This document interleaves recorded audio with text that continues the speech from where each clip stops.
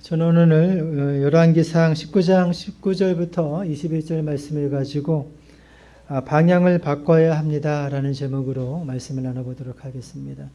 1996년도 6월 달인가요? 독일 그래서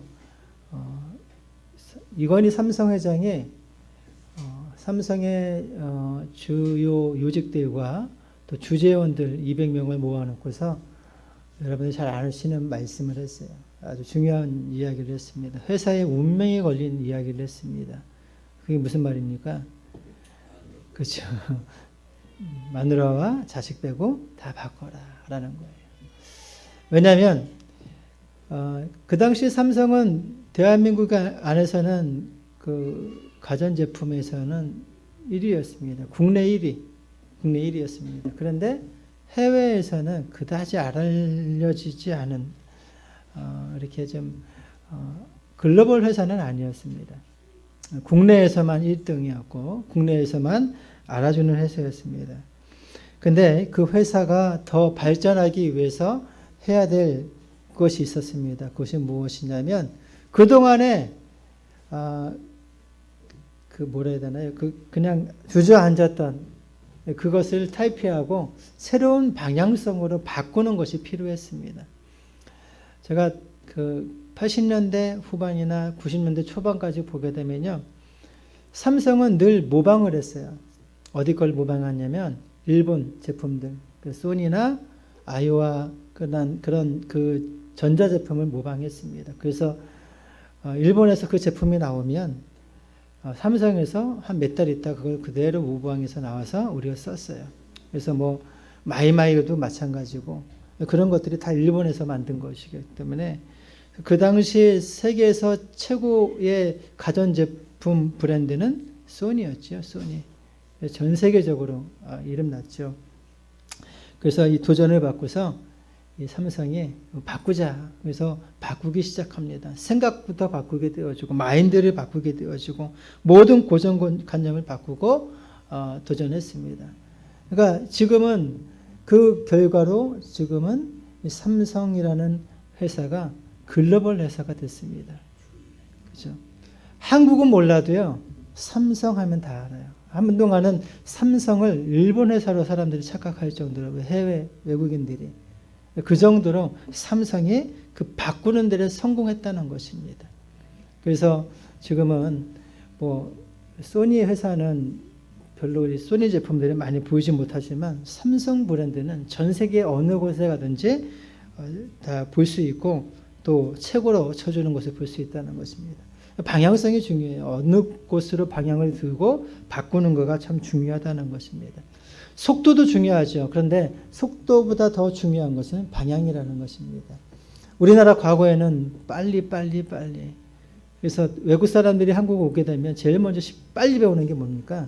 빨리 주세요. 식당 가서도 빨리 달라고 그러고. 그게 유행이었습니다. 그런데 그게 물론 좋은 부분도 있었고 도움이 되는 부분도 있었지만 문제는 그것 때문에 여러분 문제가 생기지 않았습니까? 성수대교가 무너지고 상풍백화점이 무너지고 그로 인해서 부실공사로 인해서 이것저것 한국 제품이 전 세계적으로 싸게는 많이 팔렸어요. 빨리 만들어가지고 그런데 제품의 질은 그다지 좋지 않았습니다. 그래서 지금은 빨리보다도 방향성 제대로 만들자. 그래서 이제는 한국 제품이 가격도 저렴하지만 제품은 더 우수한 경우를 많이 볼 수 있다는 것이죠. 근데 지금은 중국이 어떻습니까? 중국이 빨리 해요. 작년에 뉴스를 보다 깜짝 놀랐습니다. 한 20년 정도 된 빌딩이에요. 근데 그 빌딩이 40층인가 50층 되는 빌딩입니다. 되게 커요. 근데 그 빌딩이 약간 기울어졌습니다. 흔들린대요. 근데 참 놀라운 것은 설계도 없이 그것을 지었대요. 여러분 설계도 없이 50층짜리 빌딩을 지은 건 중국밖에 없을 거예요. 그러니까 흔들릴 수밖에 없는 거예요. 지금도 보면 그들이 자랑하는 게 뭐냐면 일주일 안에 빌딩을 짓는 것을 자랑 삼아 하더라고요. 과거의 우리의 모습과 똑같다는 것이죠. 근데 그럴수록 문제가 커지는 거예요. 속도 중요하죠. 그런데 방향성이 틀려지면 제대로 된 방향을 잡지 않고 가게 되어지게 되면 아무리 빨라도 소용이 없게 되어진다는 것입니다. 그래서 방향이 중요합니다. 백두산에 보게 되면 꼭대기 올라가면 뭐가 있어요? 그 천지암이 있죠. 거기서 물이 흐르는데 물줄기가 세 군데로 흐른다고 합니다. 한 군데는 이 압록강으로 흐르고 또 한 군데는 두만강으로 흐르고 또 한 군데는 중국 쪽 송화강이라고 그러나요? 그쪽으로 이제 흐른다고 그래요. 물이 한 군데 담겨져 있는데 어느 방향으로 가느냐, 어느 곳으로 흐르냐에 따라서 방향으로 가느냐에 따라서 그 지역의 물줄기가 흐르게 되어지는 것을 볼 수 있다는 것이죠. 중요합니다. 방향성이 중요합니다. 노아의 아들이 몇 명이에요?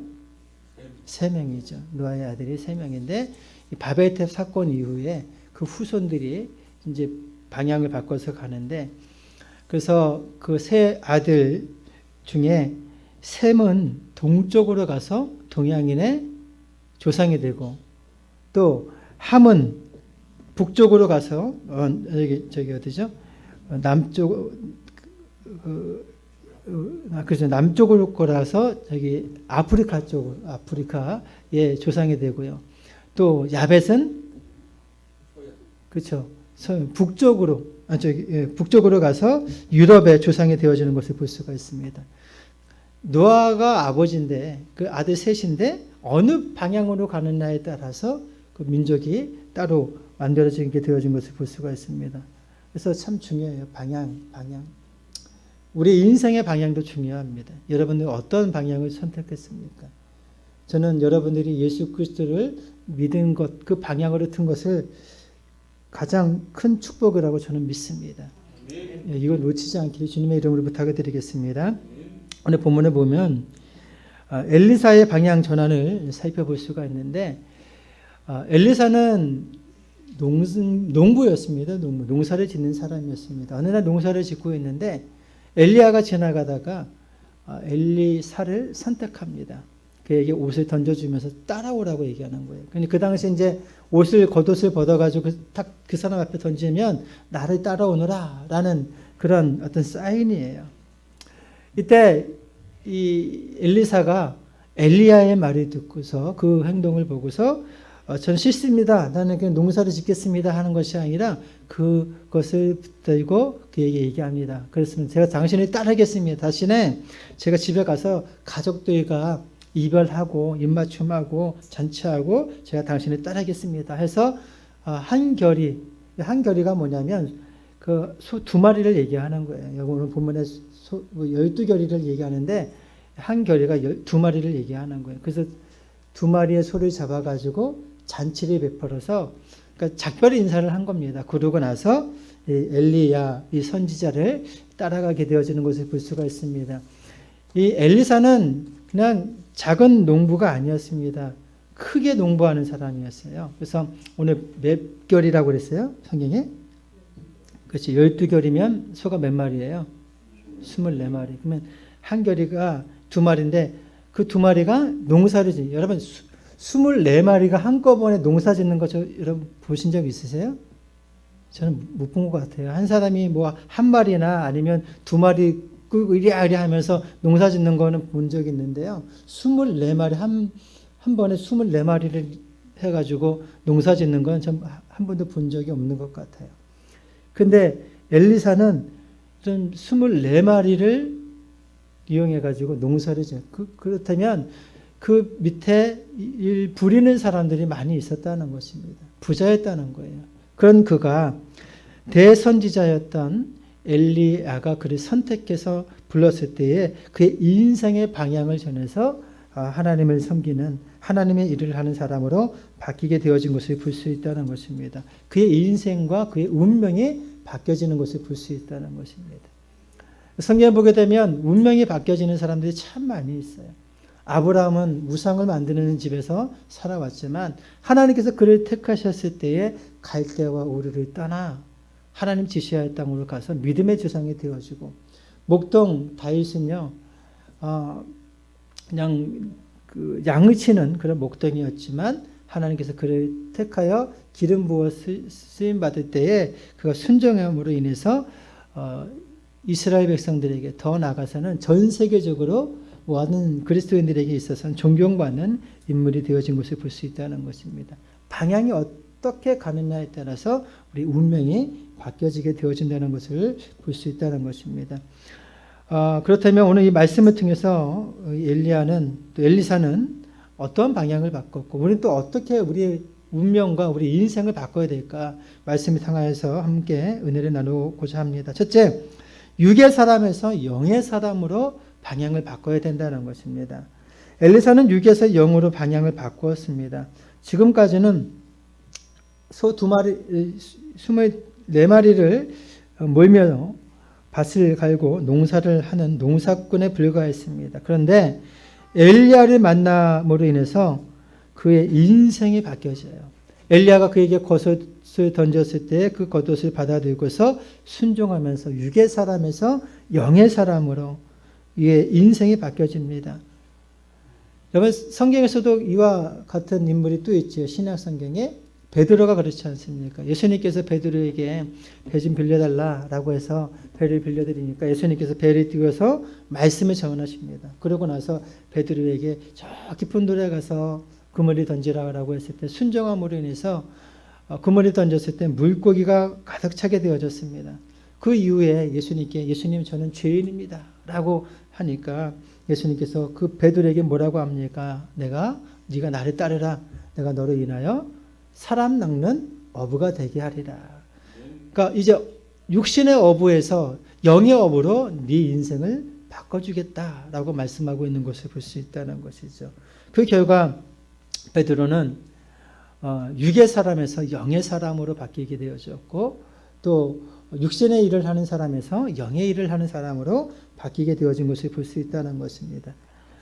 저와 여러분들도 이제 과거에는 우리가 육신의 것만 생각하며 살아왔고 세상 일만 어떤 중심적으로 맡아서 하면서 살아왔지만 이제 우리가 예수 그리스도를 영접했다면 하나님의 자녀가 되어졌다면 이제 육의 사람이 아니라 영의 사람으로 변화되어져야 한다는 사실을 믿으시기 주님의 이름으로 부탁을 드리겠습니다. 전 조윤기 목사님 참 존경하는데 조윤기 목사님은 여러분 고등학교 시절에 폐병 환자이지 않았습니까? 그래서 병원에서도 3개월, 6개월 못 버틴다, 죽는다라고 했습니다. 그때마다 그분의 친구, 그분의 누님의 친구분이 와가지고 매번 복음을 전했을 때 결국은 그 복음을 받아들이고 예수님을 영접했습니다. 곧 3개월 아니면 6개월에 죽게 될 그분이 예수님을 영접하고 나서 그의 인생의 방향을 바꾸고 나니까 육의 사람에서 영의 사람으로 바뀌어지니까 하나님께서 그의 인생을 바꿔줬습니다. 6개월 살아야 될 분이 여러분 재작년에 돌아가셨나요? 그렇죠. 조영기 목사님이 86세에 돌아가셨어요. 폐병 환자가 늘 걷기도 힘들고 숨쉬기도 힘들었던 그분이 여러분 지구를 100바퀴 이상 돌면서 복음을 전하면서 제대로 잠도 못 주무시면서 진짜 모든 것 다 쏟아 부어가지고 복음을 전하다가 그리고 주님 품에 안기지 않았습니까? 육의 사람, 썩어진 육의 사람에서 영의 사람으로 하나님 앞에 귀하게 쓰임받고 돌아가신 것을 볼 수 있다는 것이죠. 저와 여러분들도 마찬가지입니다. 육의 사람으로 대충대충 화랑방탕하게 세상 살다가 죽을 것이 아니라 영의 사람으로 바뀌어야 돼서 하나님께서 우리를 지으신 목적대로 사는 저와 여러분들이 되어지기 주님의 이름으로 부탁을 드리겠습니다. 이사야 21장에 말씀하고 있지 않습니까? 이 백성은 내가 나를 위하여 지었나니 나의 찬송을 부르게 하려 하십니다. 하나님께서 우리를 근본적으로 지은 목적은 육의 사람이 되게 하시기 위해서 영의 사람으로 하나님을 위해서 살기 위해서 우리를 지었던 것을 볼 수 있다는 것입니다. 그러므로 우리는 육신의 소욕을 쫓지 않고 영의 것을 쫓아갈 수 있는 그래서 성경은 이렇게 말씀하고 있습니다. 로마서 8장 4절부터 6절에 육신을 쫓지 않고 그 영을 쫓아 행하는 우리에게 율법의 요구를 이루어지게 하려 하심이니라. 육신에 쫓는 자는 육신의 일을, 영을 쫓는 자는 영의 일을 생각하나니 육신의 생각은 사망이요 영의 생각은 생명과 평안이니라. 육신의 생각은 하나님과 원수가 되나니 이는 하나님의 법이 굴복치 아니할 뿐 아니라 할 수도 없습니다 라고 말씀하고 있습니다. 그러므로 저와 여러분들이 어떤 일을 하든지 예수 그리스도 영접했으면 이제 육의 것 물론 필요합니다. 세상에 내가 벌려놓은 직장도 사업도 또 가정도 어떤 일도 필요합니다. 그런데 그것이 내 인생의 목적이 되는 것이 아니라 내 인생의 중심은 하나님께 둬야 된다는 사실을 믿으시기 주님의 이름으로 부탁을 드리겠습니다. 모든 첫 번째 것, 모든 생각이 하나님께 둬야 된다는 것입니다. 이스라엘 사람들은요, 감람유를 짜가지고 기름을 짜서 쓸 때에 제일 먼저 그 기름을 짜서 5분 동안 나오는 것은 가장 먼저 하나님께 드렸다고 합니다. 그 이후에 나오는 기름은 사람들이 취했다 그래요. 다시 말씀드리면 최고의 것을 누구한테 드린 거예요? 하나님께. 먼저 것을 하나님께 드렸다는 것입니다. 이러한 신앙을 갖고 있었다는 거예요. 우리 그리스도인들도 바로 그런 신앙을 갖고 있어야 된다는 것입니다. 육의 사람이 아니라 영의 사람이라면 먼저 하나님 중심, 하나님 제일주의로 살아가는 인생이 되어져야 한다는 것이죠. 그래야 하나님께서 우리에게 복을 주신다는 것입니다. 어느 택시기사는 운전을 하면서 아침에 운전하면서 하나님께 이런 다짐을 했다고 합니다. 하나님, 제가 운전하면서 제 첫 번째 손님, 그래서 거기서 들어오는 수입이 얼마가 됐든 하나님께 먼저 드리겠습니다 라고 작정을 했다 그래요. 그러고 나서 늘 하나님께 제일 먼저 들어온 수입을 그 봉투에 담아서 그걸 차곡차곡 모았다가 주일날 되면 하나님께 드렸다 그래요. 근데 놀라운 것은 하나님께서 그 믿음과 그 정성을 아시고 그분 그 택시 하시는데 손님들이 늘 끊이지 않는다고 간증을 하더라고요. 하나님께 먼저 생각하고 하나님께 제일주의를 하다 보니까 하나님께서 그 인생을 책임져 주시는 것을 볼 수 있다는 것이죠. 또 어떤 분은 옷가게를 하는데 그분도 이와 같이 똑같은 하나님께 약속을 했다 그래요. 물론 이제 힘든 일이 있어서 약속을 했는데 하나님, 제 매장에 오는 손님들 중에 제일 먼저 물건이 팔리는 거기에서 수익을 먼저 하나님께 드리겠다라고 하나님께 약속을 했다고 합니다. 근데 어쩔 때는 조금 아까울 때가 있었대요. 왜냐하면 가장 좋은 옷이 팔렸을 때 그것을 약속한 대로 하나님께 예물을 드리려고 하니까 너무 아까운 거예요. 이럴 때는 약속하지 말걸, 그런 아쉬움이 들더라는 것입니다. 그런데 처음에는 그런 마음이 들다가 나중에 그 시간이 흐르면서 그분이 간증하는 게 그거예요. 이상하게 수입은 더 늘어난다는 것입니다. 하나님께서 더 많은 손님들을 몰아주시고 또 많은 단골 고객이 생겨나가지고 그 가게가 소문난 옷집으로 하나님께서 물질적으로 많은 복을 채워주시더라는 것입니다. 그래요. 하나님께 내 가장 먼저 것을 드리면 하나님께서 우리의 모든 것을 채워주신다는 사실을 믿으시기 주님의 이름으로 부탁을 드리겠습니다. 성경은 말씀하고 있지 않습니까? 너희는 먼저 그의 나라와 그의 의를 구하라. 그래야면 이 모든 것을 너희에게 더하시리라 말씀하고 있습니다. 먼저 그의 나라와 그의 의를 구하라는 것은 하나님의 뜻을 구하는 것이고 하나님의 영광을 위해서 먼저 살면 내가 기도하지 않아도, 때로는 기도하지 않았다 할지라도 하나님께서 내 형편, 내 문제를 아시기 때문에 내 모든 것들을 해결해 주시겠다는 것입니다. 다시 바꿔 말씀드리면 네가 내일 하면 내가 네 일 해줄게 라는 거예요. 여러분, 누가 이득 보는 거예요? 내가 이득 보는 거예요. 내가 일하는 것보다 하나님이 일하는 것이 더 훨씬 복되지 않겠습니까? 그러니까 복은 물론 내가 노력하는 부분 분명히 필요합니다. 그냥 감나무 밑에서 감 떨어지기만 기다리는 그건 아니에요. 열심히 노력하는 부분이 필요합니다. 그런데 그 안에서도 하나님을 전적으로 의지하고 신뢰하는 믿음이 전적으로 우선되어져야 한다는 것입니다. 이런 어떤 예화가 있습니다. 어떤 거지 부자가 있습니다. 아버지와 아들이 있었는데 누더기 옷을 입고 늘 좀 동냥하며 살았는데 어느 날 그 아들이 돈을 조금씩 모아가지고 복권을 하나 샀습니다. 로또를 샀습니다. 근데 그 로또가 당첨이 된 거예요. 아버지한테 얘기합니다. 아버지, 나 당첨됐습니다. 로또가 당첨됐어요. 아버지 신나니까 야, 이제 우리는 이제 거지 생이 끝나겠구나. 너무 신나가지고 막 노래도 부르고 그리고 사람들에게 막 얘기합니다. 나는 이제 부자입니다. 이제 누더기 옷 안 입어도 되고요. 그리고 또 추운 집에서 살지 않아도 되고 남한테 구걸하지 않고 살아도 된다라고 하면서 막 큰 소리 쳤습니다. 그 얘기하는 동안에 잠깐 아들이 밖에 나가서 일을 보고 오는데 이 아버지가 너무 신이 났는지 너무 흥분에 못 이겨가지고 그러니까 집이 이제 판잣집으로 돼 있는데 이제 이 집 필요 없어 하면서 불을 질러 버렸어요. 태워버렸습니다. 이제 나는 부자야라고 하면서 다 태워버렸습니다. 그러고 나서 얼마 있다가 아들이 왔는데 아들이 깜짝 놀라는 거예요. 아빠 왜 집을 태웠어요? 야, 이제 우리 부자인데 이 집이 뭐가 필요하겠냐라고 하면서 그 집을 태웠다고 얘기하는 것입니다. 근데 이 아들이 울상입니다. 그러면서 통곡하면서 울기 시작합니다. 아빠, 저 집에 로또 복권이 있는데 이거 태워버리면 어떡하냐고. 여러분, 복은 내가 원한다고 해서 얻어지는 게 아니에요. 내 노력으로 되어지는 것이 아닙니다.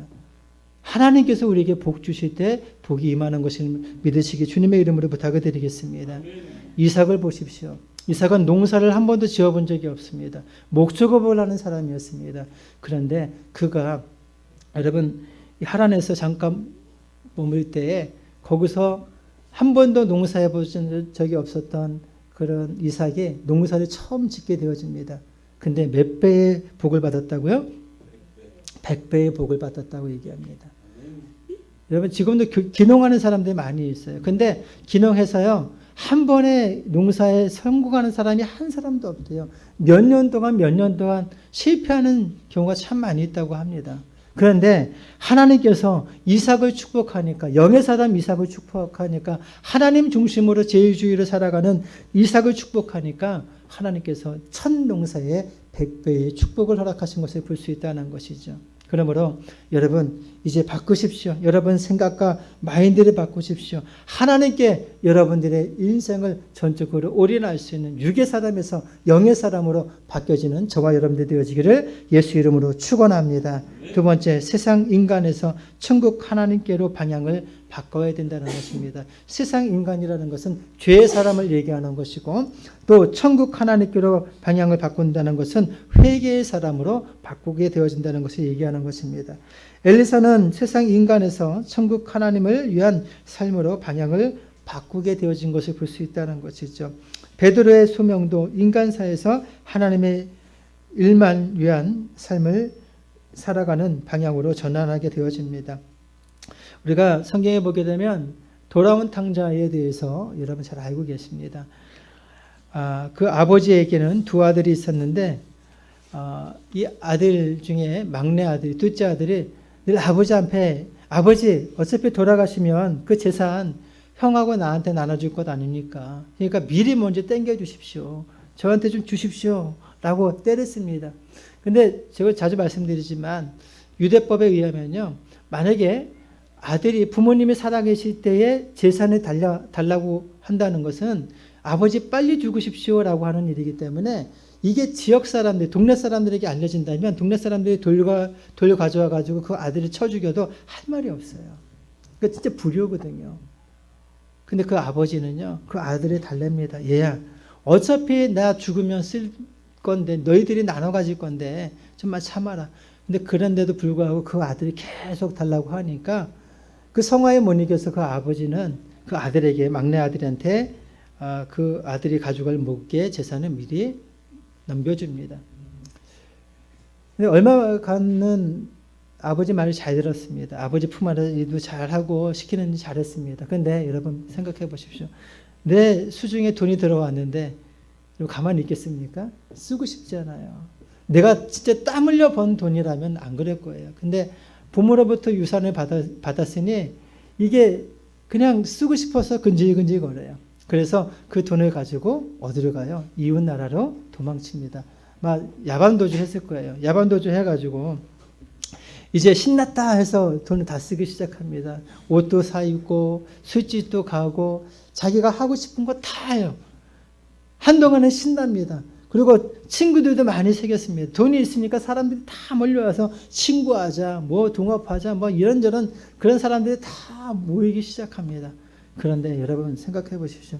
뭐 내가 집이 은행이 아닌 이상, 뭐 은행도 그렇지는 않겠지만 돈은 쓰면 사라지는 것 아니겠습니까? 그러니까 아버지 물려주신 돈이 어느 순간 몇 년 안 돼서 다 사라지기 시작합니다. 그러고 나서 때마침 그 나라에, 이웃 나라에 가뭄이 생기게 되어졌습니다. 돈은 다 떨어지고 먹을 것도 없습니다. 친구들이 다 떨어져 나갔어요. 혼자만 남았습니다. 너무 배가 고픈 거예요. 그래서 이 돼지가 먹는 쥐염 열매라도 먹고서 좀 허기진 배를 채우려고 좀 먹으려고 했는데 그것조차도 허락이 되지 않는 것이 아니었습니다. 그래서 이 아들은 야, 이러다 난 굶어 죽겠구나. 그래서 이제 죽을 날만 기다리고 있는데 그러다가 문득 생각난 게 아버지예요. 야, 내가 아버지 집에 있을 때에 아버지 집에서 따뜻하게 잘 썼고 그리고 주시는 따뜻한 밥에다가 그리고 거기서 누렸던 것들을 생각하니까 잠이 안 오는 거예요. 그리고 아들로서뿐만 아니라 그 집의 모습들, 종들도 진짜 잘 장소가 있었고 먹을 음식도 있었고 또 옷도 있었고 참 내 신세보다 더 좋았는데 그러면서 아버지를 떠올리면서 그 아들이 결심을 합니다. 어떤 결심이냐면 그래 어차피 내가 아버지 앞에 부끄러워서 창피해서 내 고개를 들지 못하는 큰 죄를 지었지만 아들로서가 아니라 그 아버지 집에 가가지고 종이라도 머슴이라도 일을 하면서 거기서 있으면 먹을 것 또 편히 잘 것은 내가 누리지 않겠느냐라고 하면서 아버지 집으로 다시 돌아갈 결심을 하고 돌아갑니다. 그런데요, 그 아버지는 어떡합니까? 매일같이 그 아들이 돌아오기만을 밖에서 기다립니다. 동구 밖에서 매일같이 비가 오나 뭐가 오나 매일같이 기다립니다. 근데 멀반치서 아들이 오니까 그 아버지 막 달려가서 그 누더기 된 아들, 온 냄새가 나는 그 아들이 꽉 끌어안으면서 키스를 하면서 잘했다 내 아들아, 잘했다 내 아들아 하면서 그 아들을 맞이하고 그 아들에게 가락지를 끼워주고 그 아들을 위해서 목욕을 시켜주고 송아지를 잡아가지고 잔치를 베풀어 주는 것을 볼 수 있다는 것입니다. 만약에 그 아들이 자존심 세워서 방향을 바꾸지 않고 계속 거기 머물러 있었더라면 아마 객사했을 거예요. 죽었을 것입니다. 그런데 아버지를 생각하고 아버지 곁에 돌아왔더니 아버지는 내치지 않고 그를 품어주고 받아주고 다시 제2의 인생으로 살게 하신 것을 볼 수 있다는 것입니다. 우리 인생도 마찬가지예요. 실패한 인생. 저와 여러분들도 실패한 경험이 있지 않습니까? 그런데 하나님은 저와 여러분들을 너희들 실패했다고 해서 우리를 버리지 않아요. 잘했다, 잘했어. 그러면서 우리를 품어주시고 안아주시고 다시 회복시켜주시고 우리의 신분을 회복시켜주신 그런 하나님이라는 사실을 믿으시기 주님의 이름으로 부탁을 드리겠습니다. 그렇기 때문에 여러분 죄의 자리에 혹시 내가 있을지라도 자존심 부리고 나 창피해서 하나님께 못 가겠어. 그게 아니에요. 다시 그 방향을 바꿔서 하나님께 나올 수 있는 저와 여러분들이 되어지길 주님의 이름으로 부탁을 드리겠습니다. 혹여 여러분들 주위에 그런 분들이 있다면 얘기하십시오. 하나님이 당신을 기다리고 계십니다. 아버지께서 당신을 기다리고 계십니다. 걱정하지 마시고 방향을 틀어서 돌아오십시오. 하나님께서 두 판 벌려서 당신을 기다리시고 또 기다리고 계시다고 여러분 알려줄 수 있기를 주님의 이름으로 부탁을 드리겠습니다. 하나님은 늘 그 자리에 계세요. 우리가 움직이는 거지 하나님은 늘 그 자리에 계십니다. 우리만 움직이면 되는 거예요. 그러므로 여러분 죄의 자리에서 회개의 자리로 그 방향을 바꾸십시오. 여러분 히스기야가 하나님께 범죄했습니다. 어떤 큰 죽을 병에 걸렸어요. 선지자가 가가지고 당신 곧 죽습니다 라고 얘기합니다. 그때 히스기야가 뭐합니까? 이제 죽을 날만 기다린 게 아니에요. 하나님께 기도하지 않습니까? 벽을 향하여서 하나님께 회개하며 눈물 콧물 다 흘리면서 회개하지 않습니까? 그때 그 선지자가 그 왕국을 빠져나가는 그 짧은 거리에 하나님께서 응답해 주심을 통해서 히스기야 생명을 몇 년 연장해 주셨어요? 15년을 연장해 주셨습니다. 다윗왕, 우리가 잘 아는 다윗왕, 여러분 하나님의 마음에 합한 사람이라고 인정받는 그 다윗왕도 하나님께 범죄하지 않았습니까? 근데 범죄했다고 아무리 그가 하나님께 내 마음에 합한 사람이라고 인정받는 왕이라 할지라도요, 범죄했을 때 하나님께서 그 범죄함에 있어서 하나님께서 넘어가지 않았거든요. 그때 그 죄에 대해서 지적받았을 때 여러분 다윗은 어떻게 합니까? 회개하기 시작합니다. 금식합니다. 그 결과 하나님께서 그를 다시 회복의 자리로 인도해 주시는 것을 볼 수 있다는 것입니다. 방향이 중요해요. 그러므로 여러분 죄의 자리에 있다 했을지라도 다시 그 방향을 돌려서 용서의 자리, 회개의 자리, 은혜의 자리, 하나님의 사랑의 자리로 다시 돌아올 수 있기를 예수 이름으로 부탁을 드리겠습니다. 세 번째, 섬김 받음에서 섬김으로 방향을 바꿔야 된다는 것이죠. 방향이 바뀌면 행동도 바뀌어지게 된다는 것입니다. 엘리사는 육에서 영으로 세상에서 천국으로 방향을 바꾸었습니다. 그리고 위에서 지배하던 자리에서 밑에서 섬기는 방향으로 바뀌게 되어진 것을 볼 수 있다는 것이죠. 그는 엘리야 선지자의 종으로 방향을 바꾸었습니다. 아까도 얘기했지만 그는 큰 부자였습니다. 농사를 땅도 넓게 있었고 많은 부를 누리는 사람이었습니다. 부리는 사람도 많았을 거예요.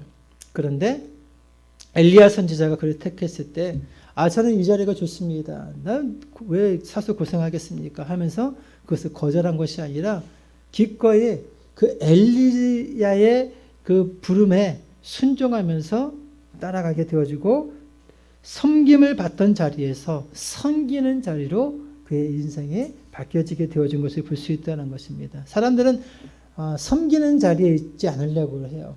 다 섬김 받으려고 합니다. 그런데 성경은 섬기는 자를 하나님께서 인정해 주십니다.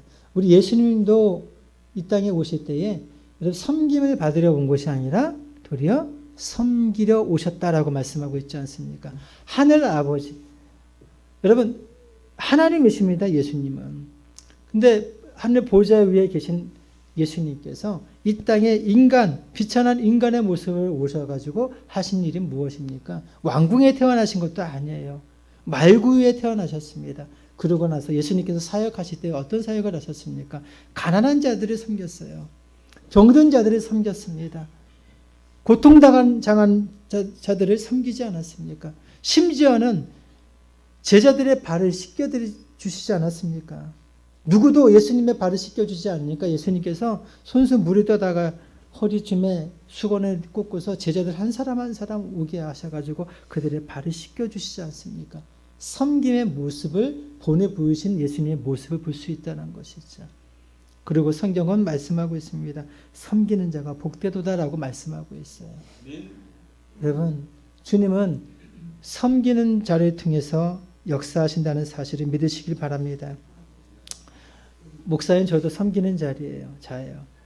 장로가 됐던 권사가 됐던 안수집사가 됐던 여러분 직분자들은 섬김을 받는 자가 아니라 섬기는 자라는 사실을 믿으시길 주님의 이름으로 부탁을 드리겠습니다.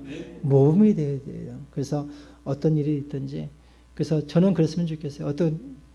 저번에도 말씀드린 것 같지만 제가 의정부에서 교회 할 때 아침에 버스를 타고서 주일날 교회 가게 되면 어떤 큰 교회가 있는데 그 아침마다 마당을 쓰는 분들이 있는데 보니까 그분들이 장로님들이었습니다. 제일 일찍 나와가지고 마당을 쓰면서 교회를 깨끗이 하고 성도들이 올 때 거기 올 때마다 봉사를 하면서 안내하면서 섬기고 계시더라고요. 그 모습을 보면서 참 멋있다라는 생각이 들었거든요. 그런 교회는 많은 사람들이 행복해하지 않을까요? 예전에 이명박 대통령도요. 국가에서는 대통령으로 재직하고 있었지만 그러나 교회 안에서는요. 뭐였습니까? 주차봉사였어요. 주차봉사. 그때 아마 제가 그때는 대통령 되기 전이죠. 서울시장이었을 때 그런 걸로 알고 있고 또 현대 회장이었을 때도 그렇게 한 걸로 알고 있습니다. 참 멋있지 않습니까? 여러분 그런 자세를 갖고 있어야 된다는 것입니다. 저와 여러분들도 우리 교회 안에서 섬김의 자리를 찾을 수 있기를 주님의 이름으로 부탁을 드리겠습니다. 그래서 누가 하겠지, 나 대신 하겠지, 그게 아니에요. 내가 안 하면 누구도 안 해요. 그래서 여러분들이 그 섬김의 자리를 찾아서 내가 섬기겠다, 내가 봉사하겠다, 내가 헌신하겠다라는 그 마음을 가지기를 주님의 이름으로 부탁을 드리겠습니다. 선거 때만 되면 사람들은 국회의원들이나 뭐 시의원이나 시장이나 이런 사람들이 될 사람들이 나와가지고 뭐라고 얘기합니까? 국민들을 섬기겠습니다. 시민들을 섬기겠습니다라고 하면서 90도로 인사를 해요. 근데 딱 당선이 되면 안 섬겨요. 얼굴 보기도 힘들어요. 맨날 그 선거철에는 길거리에 보면 늘 보던 사람들인데 당선되면 코빼기도 안 보여요. 물론 잘 섬기는 분도 있죠. 근데 대부분의 사람들이 국회의원들이나 이 정치하는 사람들이 잘 안 섬기더라고요. 국민들이 이제 잘 안 속아요. 여러분, 세상은 섬기는 자를 원하고 있어요. 권력 있는 사람, 군림하는 사람은 존경 못 받습니다. 여러분들 떠올리는 사람 중에 여러분 생각나는 사람들이 있다면, 유명한 사람들이 있다면 아마 섬기는 사람이었을 것입니다. 남을 위해서 희생하고 봉사하는 사람들. 비록 이름이 알려지지 않고 드러나지 않지만 그 섬기는 사람들은요, 기억이 오래 남아요. 그러므로 우리 예수 믿는 저와 여러분들은 예수님께서 이 땅에 섬기러 오신 것처럼 저와 여러분들도 섬김의 삶을 살 수 있는 저와 여러분들 되어지기를 주님의 이름으로 부탁을 드리겠습니다. 네 번째, 안 된다 해서 된다로 방향을 바꾸라는 것입니다. 엘리사는 그동안 안 되는 것만 있던 사람이었지만 그런데 요단강을 옷으로 가르면서 된다는 믿음으로 방향 전환이 되었던 것입니다. 여러분, 오늘 우리에게 필요한 방향 전환은 안 된다는 부정적인 생각과 부정적인 그 삶에서 된다라는 그런 방향 전환이 필요하다는 것입니다. 마귀는요, 매일같이 우리로 하여금 부정적인 것을 심어줘요. 그 생각과 그 마음 가운데 할 수 없어. 너 같은 게 뭘 할 수 있어. 넌 안 돼. 라고 하면서 계속 심어줍니다. 그때마다 우리는 방향을 전환해야 돼요. 아니야, 난 할 수 있어. 그래서 할 수 있다, 하면 된다, 해보자라는 그 말과 생각으로 늘 바꿔야 돼요. 그냥 내버두면 안 됩니다. 계속 생각의 전환이 필요합니다. 올림픽에서 보게 되면 운동선수들이 뭐라고 합니까? 나는 할 수 있어. 나는 할 수 있어. 나는 할 수 있어. 우리 지난번에 올림픽에도 그런 선수들 있지 않습니까? 그러니까 자기 생각을 부정적인 생각에서 긍정적인 생각으로 계속 끌어올리는 거예요. 방향을 전환시키는 거예요. 여러분 지금 혹시 어떤 일에 지금 묶여 있습니까? 그래서 야, 이거 절대 할 수 없다라고 생각이 묶여 있다면 바꾸십시오. 하나님께서 우리가 생각하는 대로, 우리가 바라는 대로, 우리가 말하는 대로 우리의 인생과 우리의 운명을 바꿔주신다는 사실을 믿으시기 주님의 이름으로 부탁을 드리겠습니다. 부정적인 생각으로 사로잡혀 있는 사람은 부정적인 일이 계속 생겨날 수밖에 없어요.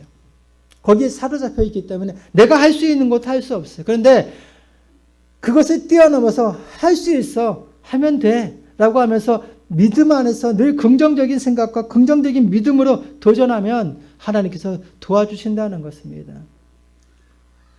그래서 빌립보서 4장 13절에 내게 능력 주시는 자 안에서 내가 모든 것을 할 수 있느니라 말씀하고 있지 않습니까? 바꿔줘야 돼, 바꿔줘야 돼.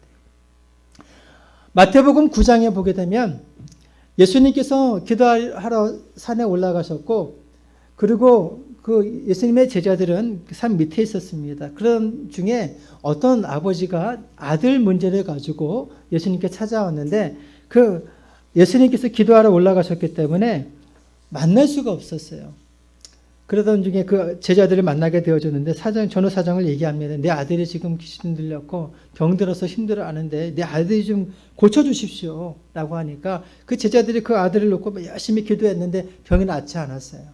너무 실망감이 큽니다. 그러던 중에 예수님께서 기도를 마치시고 내려왔는데 그 아버지가, 예수님이 물어보죠. 무슨 일이냐? 그러니까 이 아버지가 또 전후 사정을 얘기합니다. 그러면서 뭐라고 얘기하냐면, 할 수 있거든요. 한번 해보십시오. 라고 하면서 예수님께 그렇게 얘기합니다. 부정적인 말을 하는 거예요. 예수님께서 대본에 뭐라고 얘기합니까? 할 수 있거든요. 무슨 말이냐? 믿는 자에게는 능치 못할 일이 없느니라. 예수님께서 그 부정적인 말을 듣기를 원치 않으신 것입니다. 말을 바꾸게 하시는 거예요. 할 수 있다. 하면 된다. 해보자라고 예수님께서 그 말을 바꾸게 하시는 것을 볼 수 있다는 것입니다. 예수님께서 우리의 말을 바꾸기를 원하십니다. 이스라엘 백성들이 그 광야에서 여러분 1세대가 죽은 이유가 무엇입니까? 부정적인 말 때문에 그래요. 부정적인 생각 때문에 그렇습니다. 그러므로 여러분 비록 지금 힘들지라도 그것에 사로잡히지 마시고 그것이 바뀌어지는 생각을 바꾸십시오. 내 인생에 꼬인 것들이 풀려지는 것으로 생각을 바꾸시고 말을 바꾸시고 또 생각을 바꾸시고 행동을 바꿀 수 있는 저와 여러분들이 되어지기를 주님의 이름으로 부탁을 드리겠습니다. 결론적으로 여러분 방향을 바꾸면 행동이 바꿔집니다. 방향은 속도보다 중요합니다. 엘리사는 6에서 0으로 세상에서 천국으로 섬김을 받던 자리에서 섬기는 자리로 안 된다 해서 된다는 방향으로 바뀌게 되어졌습니다. 오늘 저와 여러분들이 2023년도 이 한 해를 열심히 달려갈 때에 바로 방향을 바꿔서 하나님께서 원하시는 그 뜻대로 살아갈 수 있는 저와 여러분들이 되어지기를 주님의 이름으로 축원합니다. 기도하겠습니다.